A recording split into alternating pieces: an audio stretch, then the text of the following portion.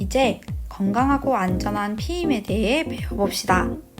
피임은 여성과 생명에 대한 배려이며 성관계는 두 사람만의 문제가 아니라 피임을 실패할 때 생명에 대한 엄중한 책임과 연결되기 때문에 생명을 책임질 각오 없이 성관계 행동으로 옮겨서는 안 됨을 꼭 생각했으면 좋겠습니다. 피임을 하는 목적은 다음과 같습니다. 먼저, 계획되지 않고 원하지 않는 임신을 막아줍니다. 두 번째, 성매개 감염병을 예방합니다. 세 번째, 생명 존중과 성에 대한 책임을 지게 하는 행위입니다. 성관계는 여러분도 이미 잘 알고 있다시피 생명과 책임이 뒤따르는 행동이기 때문입니다. 앞서 두 번째 이야기에서 배운 대로 임신을 위해 필요한 세 가지 조건은 배란, 수정, 착상입니다. 이 중 하나라도 차단을 하게 되면 피임의 효과를 얻을 수 있습니다. 그래서 피임의 방법을 크게 우리는 세 가지로 나누어서 배워보겠습니다. 배란을 차단하는 법, 수정을 차단하는 법, 그리고 착상을 차단하는 법입니다. 배란을 차단하는 방법에는 경구용 피임약, 호르몬 주사, 임플란트 시술 등이 있습니다. 수정을 차단하는 방법에는 콘돔, 페미돔, 살정제 등 정자를 차단하는 방법과 월경주기법, 기초체온법, 점액관찰법 등 생리적인 방법을 이용해서 수정을 차단하는 방법이 있습니다.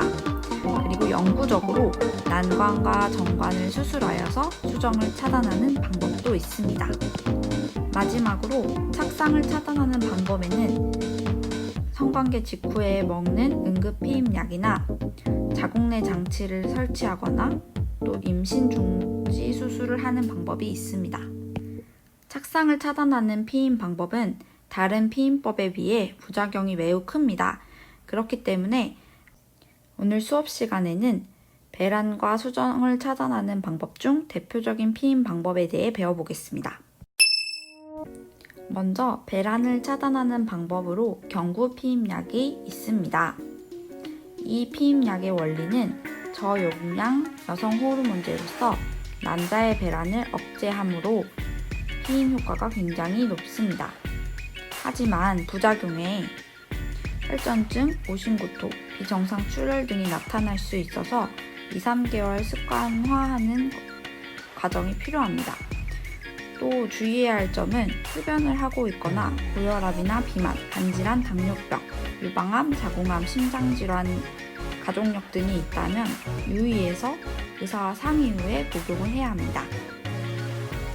경구 피임약의 장점은 높은 피임 효과와 생리 주기를 규칙적으로 맞출 수 있다는 점, 그리고 여드름, 생리통 등의 효과가 있다는 점이 있지만 단점으로는 매일 같은 시간에 먹어야 하기 때문에 시간을 맞추기가 힘들다는 점, 그리고 성병을 예방할 수는 없다는 점이 있습니다. 그래서 콘돔과 같이 이중 피임을 하는 것이 필요합니다. 또 혈전증에 주의해야 하는 부작용이 있으므로 특히 흡연을 하는 여성의 경우 피임약을 복용해서는 안 됩니다. 피임약을 복용하는 방법에 대해 알아보겠습니다. 우선 생리 시작 첫날부터 21일간 같은 시간에 하루 하나씩 복용을 해야 합니다. 제품에 따라 다르겠지만 7일간은 약을 먹지 않는 휴약기를 가지고 이 기간 동안 월경을 하게 됩니다. 하지만 제품에 따라서 7개의 가짜 호르몬제가 들어있지 않는 가짜 약이 들어있어서 매일 같은 시간에 약을 복용할 수 있도록 되어 있는 제품도 있습니다. 7일간의 휴약기를 가진 후에 월경이 끝나지 않았어도 8일째부터는 다시 약을 복용하여서 일정한 호르몬의 주기를 맞춰줘야 합니다. 또 피임 목적이 아니라 여행이나 시험으로 월경을 미루기 위해서 경구 피임약을 복용하는 경우에는 다음 생리 예정일 10일 전부터는 피임약을 복용을 해야 합니다. 이때는 피임 효과가 없기 때문에 주의해야 합니다. 다음으로 정자를 차단해서 수정을 차단하는 효과가 있는 콘돔에 대해 알아보겠습니다.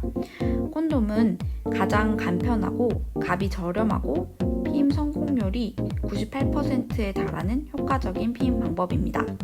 구입이 쉽고 또 성병을 예방할 수 있기 때문에 피임 시에 반드시 사용을 하도록 합니다.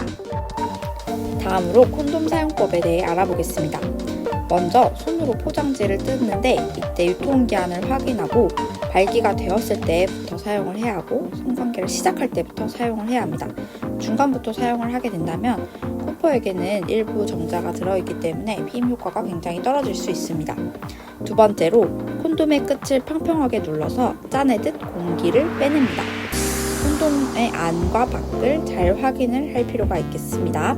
세 번째, 콘돔 전체를 아래로 굴리면서 내립니다. 이때 귀두 밑부분에 공간이 있어야 정액을 가둘 수 있다는 점을 기억하세요. 네 번째, 사정을 하고 난 이후에 링 부분을 음경과 함께 꽉 잡고 바로 빼내야 합니다. 정액이 새지 않도록 유의해야 합니다. 마지막으로 벗겨낸 콘돔에 정액이 잘 가두어졌는지 구멍난 곳은 없는지 확인한 후 묶어서 버리면 됩니다. 변기에 버리면 안 되고 쓰레기통에 휴지로 싸서 버리는 매너 잊지 마세요. 다음으로 월경 주기법에 대해 배워보겠습니다. 이 방법은 월경이 규칙적인 경우 사용이 가능한데요. 예를 들어서 생리 주기가 28일인 사람이 있으면 생리 시작일을 1일, 배란일을 대략적으로 14일로 가정하였을 때 임신이 가능한 기간은 배란일 전 3일부터 배란일 후 3일까지입니다. 이 기간 동안은 피임을 위해서 성관계를 하지 않는 방법이 월경주기법입니다. 이렇게 생리적으로 수정을 차단하는 방법은 보조적으로 활용해야 합니다. 왜냐하면 여성의 몸이 항상 규칙적으로 월경주기를 갖고 있는 것은 아니기 때문입니다. 마지막으로 착상을 차단하는 방법인 응급피임약과 자궁내 장치에 대해서도 한번 배워볼게요. 응급피임약은 반드시 의사의 처방이 필요해요. 이 약은 성관계 후 가능한 빨리 12시간 이내를 권장하고 적어도 늦어도 72시간, 3일 내에는 복용을 해야 합니다. 왜냐하면 72시간 후에 복용을 하게 되면 크게 효과가 없기 때문이에요.